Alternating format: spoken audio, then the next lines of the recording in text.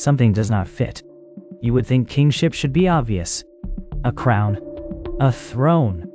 A name people answer to. Something visible. Something no one would mistake. That is what we expect. If someone is king, there should be a clear sign of it. Something that settles it. Something that stands there and says, yes, this belongs to power. And if there is one object that proves kingship, then it should feel direct. Almost too direct to question. But then you get closer, and it does not sit as cleanly as it should. The object is still there. The idea is still there. But the fit between them starts to feel less solid than you expected. Not gone, just not fixed. As if the thing meant to prove it is carrying more than one meaning at once. And none of them stay still for very long. You keep expecting it to return to something simple. It does not. And that leaves you with the same question, only heavier. Why is it an object that proves kingship? The first thing that makes the question look simple is placement. In the cathedral choir, the gold crown is already waiting on its cushion beside the anointing chair, not stored with plate, not displayed with treasure, but positioned as part of the rite itself. The chair, the oil, the altar, and this one object occupy a fixed arrangement. If the rightful ruler must be crowned here, with this crown, then the object does more than adorn him. It completes a procedure. The records nearby seem to support that reading. On a parchment roll set open on a lectern, the kings are listed in a narrow column, and each accepted name ends beside the same small crown mark. Not beside a date of birth, not beside a battle, not beside a lineage note. The mark sits where a clerk would place the decisive qualification. That makes the answer feel almost administrative. Kingship is proved because the rite recognizes it, and the rite recognizes only the man who wears Arthur's crown. The painted panel in the transept pushes the same point from another direction. A kneeling ruler appears beneath the same high-arched form, painted carefully enough that the curve of the band and the rise of the points match the object on the cushion. The image is not of a reign in progress. It is of accession. The crown is shown at the exact moment authority becomes visible. If chroniclers, painters, and clergy all return to that moment, then perhaps the object proves kingship simply because public memory has been trained to treat that moment as binding. Then the treasury alcove interrupts the neatness of it. The iron coffer there is empty.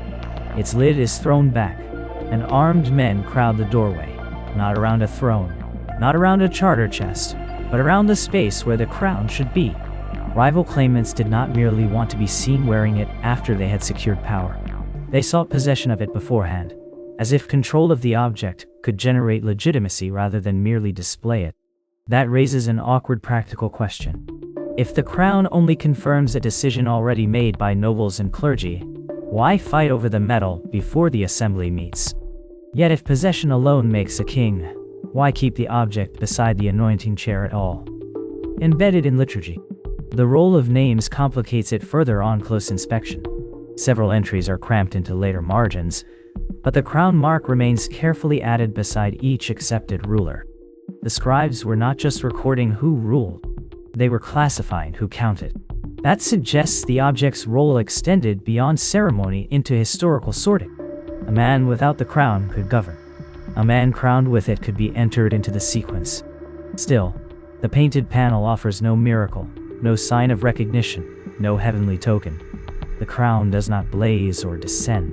It is simply present, specific, and repeatable. That makes its authority look conventional, almost procedural again. But the empty coffer remains in the next chamber, and the guards remain at its mouth.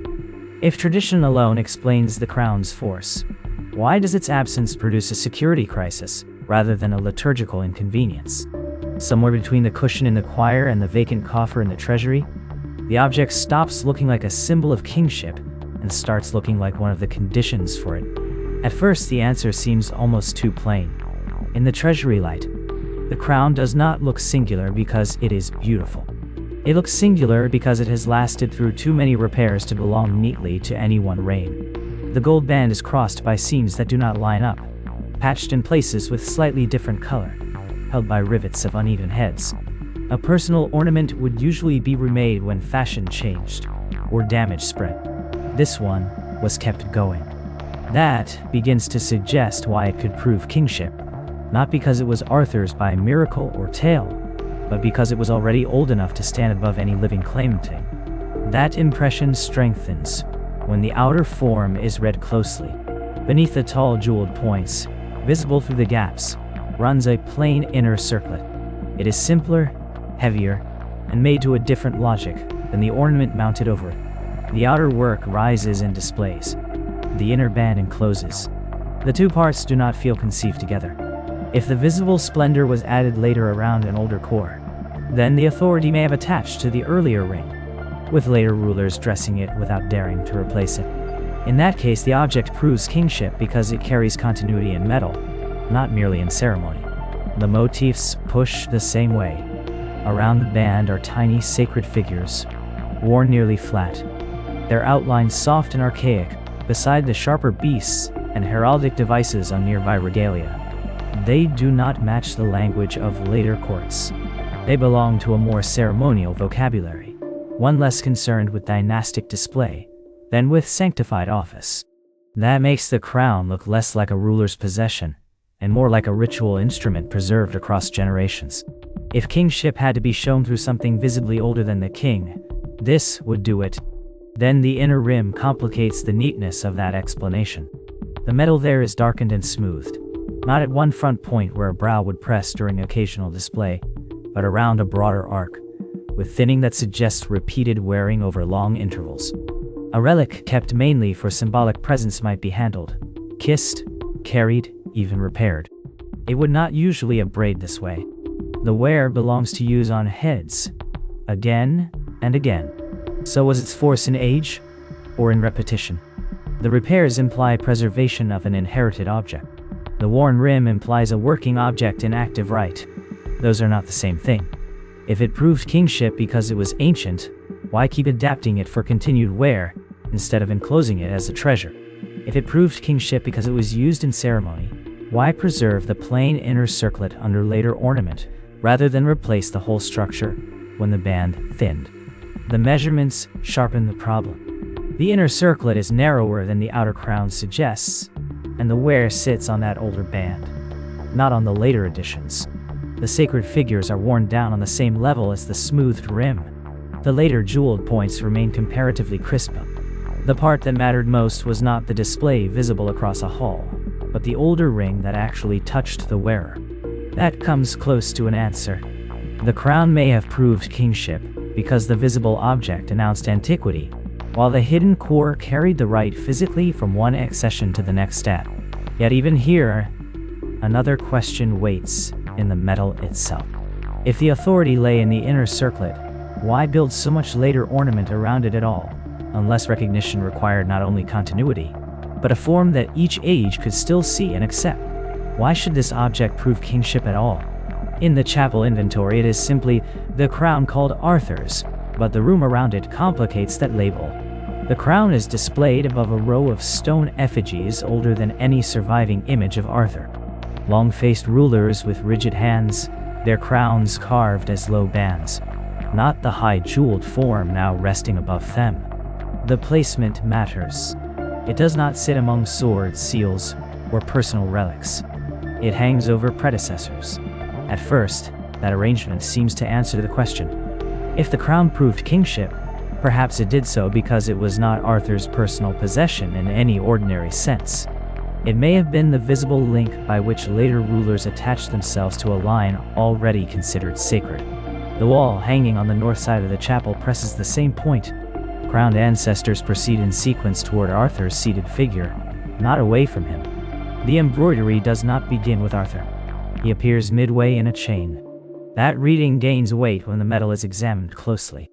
Beneath the later gold leaves and raised settings, a plain inner circlet remains visible. Its surface is simpler, heavier, and worn in a different pattern from the ornament fixed over it. The outer work belongs to a court that wanted display. The inner band belongs to a rite that wanted continuity. If rulers needed this object to be crowned, perhaps what mattered was not Arthur as owner, but Arthur as one bearer in a longer succession. Then the motifs interrupt that neat explanation. Around the surviving sections of the older band, are tiny sacred figures, flattened by wear, and unlike the heraldic devices on later regalia, they do not match the decorative language of Arthurian manuscripts. They look older than the genealogical hanging, older even than the chapel program that frames the crown as dynastic evidence. If the object connected kings to Arthur's line, why does its oldest visible layer seem to come from a ceremonial world not organized around Arthur at all? The site outside the chapel pushes the question further. The coronation stone stands on a platform, whose lower courses predate the surrounding hall by several building phases. The stone is weathered in a way the hall is not. Its socketing suggests repeated resetting, but always on the same axis. The place was already marked for installation, assembly, or right before the hall enclosed it, so the sequence may run backward from what the later tradition claims. First the site, then the rite, then the effort to place Arthur inside it. That would explain why the crown proves kingship, not because Arthur once owned it, but because rulers wearing it could be inserted into an older sacred geography already recognized as legitimate. Yet the crown itself resists becoming merely anonymous ritual equipment. The inner circlet remains preserved beneath later additions instead of being melted down and remade. The later craftsmen hid nothing. They built around the older band and left it visible through the gaps. If only the ceremony mattered, why preserve that specific core? Why insist that this band, and not another made to the same form, remain at the center? So the object still sits between two claims that do not settle together. The place is older than Arthur. The sacred imagery is older than Arthur. But the crown is preserved as though one historical bearer changed the meaning of an already ancient thing without replacing it. That leaves the original question open in a narrower form. What exactly had to continue? The rite, the site, the lineage, or the metal? If the crown proved kingship, the records ought to tighten around it. Instead, they open. One wartime ordination survives in a narrow field chapel inventory. One oil vessel, one sword laid across the altar, one traveling gospel book, no crown listed. The accompanying chronicle does not sound embarrassed by the omission. It says the king was anointed before battle, and afterward, received the obedience of the land. In the chapel drawing attached to a later copy, the altar is bare except for the vessel and blade. No cushion, no regalia chest, no note that the proper object was delayed. For a moment that seems manageable. Perhaps the crown was the ideal form, but emergency rule could begin without it. Kingship might still be completed elsewhere, later, under calmer conditions. Then the hall record from a different reign puts the crown directly on a claimant's head and leaves the room against him. The benches behind the dais are half empty. Seat lists survive for that assembly. Several western lords are absent.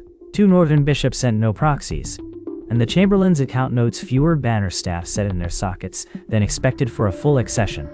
Yet the crown is there, unmistakably described by its arched form and enamel plaques. If possession of the object settled the matter, why do later annals call that same man a usurper, even while admitting he was crowned? The oath chamber answers too neatly at first. Regional banners line the walls, not grouped by rank, but by territory. At the center stands a plain table with no regalia on it at all. The surviving oath formula names lands, churches, toll rights, border customs. It reads less like ornament to a coronation than the mechanism by which a realm becomes governable. That would explain the half-empty benches in the usurper's hall. He had the crown, but not the hands raised around the table. It would also explain the wartime king. No crown available, but enough recognition afterward to make the anointing whole. But the manuscripts refuse to stay aligned. 2 accession notices for the same ruler survive on facing pages in a monastic compilation. One dates his reign from the day of anointing. The other begins it months later, on the day the magnates swore. The scribe did not erase either. He copied both, as if both were current somewhere. So which act made the king? Oil? Oaths? If the answer were simply regional consent, why preserve the first date at all? The crown returns by absence. In the wartime file, there is no later entry for a second formal crowning. Nothing says the deficiency was cured. Yet, tax remissions, Witness lists and foreign letters all count his regnal years from that first improvised rite. Meanwhile, the crowned usurper's charters shrink in circulation after the ceremony instead of expanding. The object touched one man and failed to carry him. It never touched the other and did not prevent recognition. So the question narrows rather than clears. The crown still appears wherever accession is being argued over, guarded, listed, fought for. Rival claimants sought it because it mattered. Chroniclers still mark crowned reigns with special care. Yet the field chapel, the half-empty hall, the oath table, and the doubled accession dates all sit in the same archive. If the object proves kingship, what exactly is it proving that oil alone cannot? And that a room full of sworn banners can sometimes supply without it? At first the answer seems almost too plain. In the nave, the crown rests on the altar, not hidden in a treasury, and not yet on any head. Nobles occupy one side in ranked rows under their banners. Bishops fill the other. The arrangement is recorded more than once, and always in the same order. The object is present because the rite requires it. That would explain why possession mattered so much. Not because metal can rule, but because no accession was complete without this specific crown in view of the whole realm's witnesses. The service book beside the altar makes that reading stronger. Arthur's name appears in red ink, within the anointing prayer, not in a marginal note, not in a later list, but inside the spoken formula itself. The claimant is not merely crowned. He is named into a sequence. If the prayer invokes Arthur, and the rite requires Arthur's crown, then the object proves kingship by joining the living claimant to a remembered predecessor in the exact moment recognition is spoken aloud. That explanation holds, while the eye stays near the altar. Then the line of lords comes into view. They stand before the seated king one by one, each banner fixed behind its bearer, and the spacing between them is careful enough to suggest order rather than ceremony alone. In several accounts, the oath list survives in fuller detail than the crowning itself. Western lords first, then river districts, then the northern marches. Some copies even mark absences. If the crown were sufficient proof, why preserve the sequence of regional submission with such precision? Why note who swore, and who delayed, and who sent proxies? The wooden assembly platform outside the choir presses the question further. It faces the coronation stone on an exact center line. The alignment is measurable. The platform was not set down casually. The stone predates the hall around it, yet the platform was built to address it directly, as if the rite had to extend beyond altar and prayer into a second public geometry. The crown belongs to the church space, but the platform belongs to the assembled realm. One object, two stages.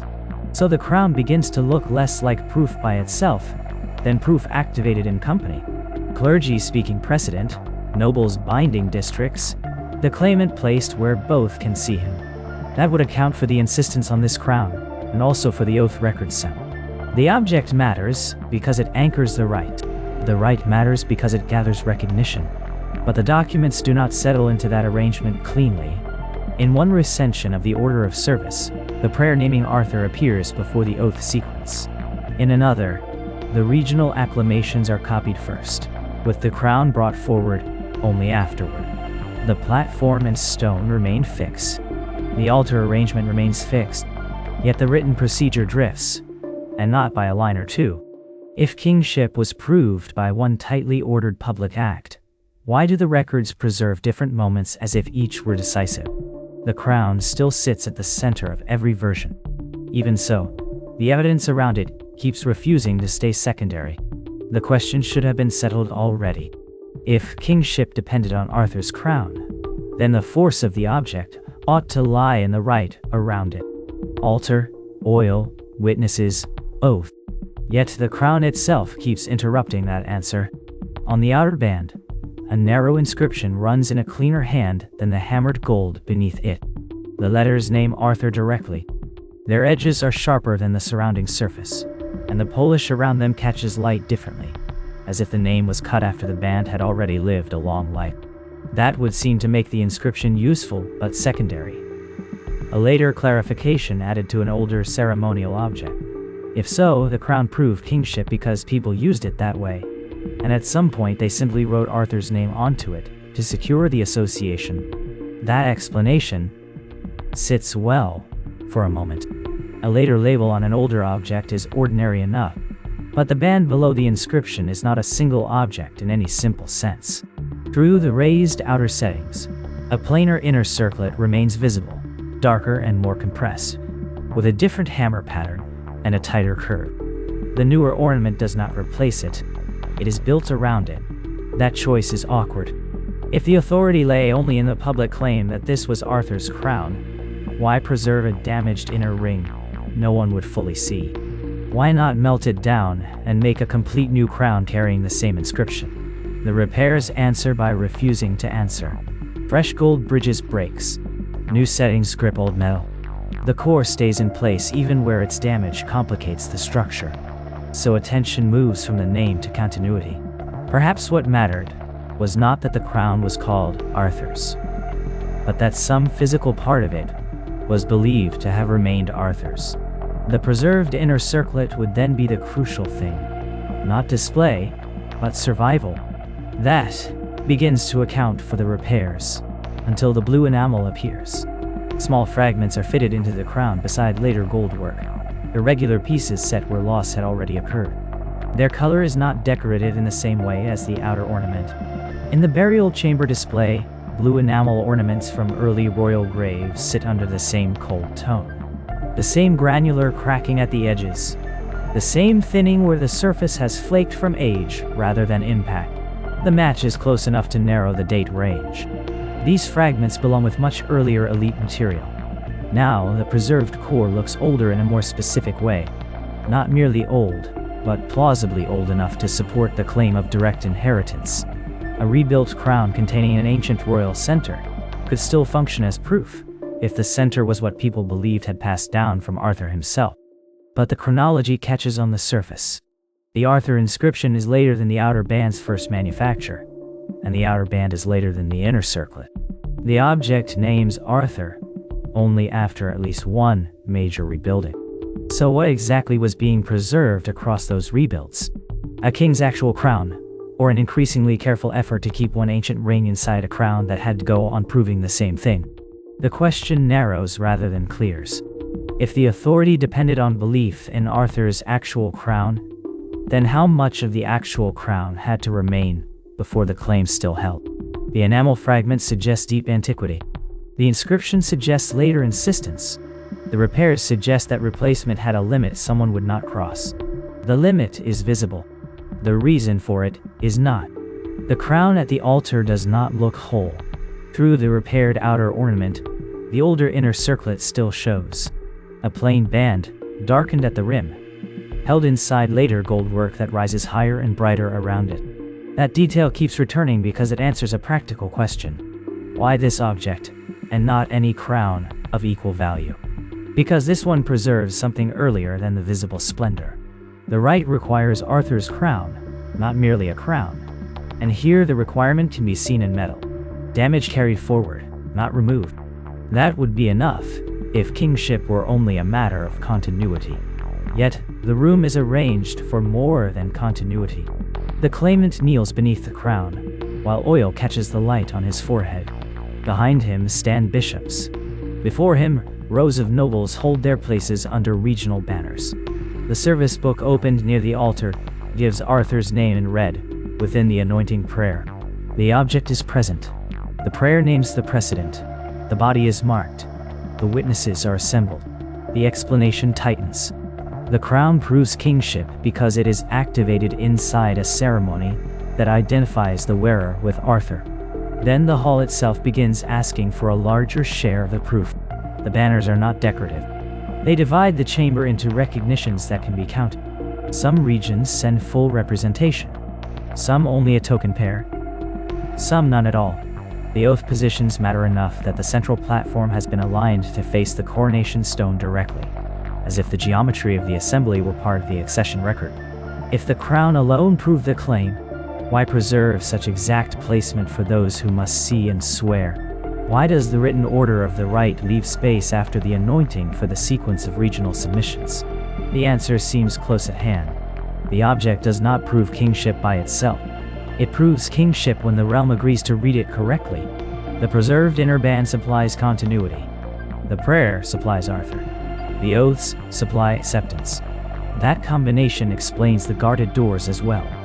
Rival lords do not watch the claimant's face. They watch the crown. Possession still matters because without this object, the ceremony cannot fully bind memory to the new ruler. The crown is not merely worn. It is the visible hinge between relic and consent. But another detail refuses to settle. The rivals remain in separate clusters, under guard, and still they are present. Their attendance can be entered into the record, even if their allegiance cannot. A claimant may receive the crown, the oil, the prayer, and a hall full of banners. Yet the chamber still preserves dissent inside the very scene that is supposed to convert possession into acceptance. So what exactly is being proved here? Rightful rule, or only a claim made difficult to ignore? The inner circlet remains visible beneath the repairs, and that visibility now matters in a different way. If the ancient core had been replaced, the right would lose its material bridge to Arthur. If the core remains, the ceremony can present not just resemblance, but survival. Still, survival of what? Metal, memory, or authority? The crown at the center of the altar answers all three at once, which may be why every claimant needed it, and why none of them could rely on it alone.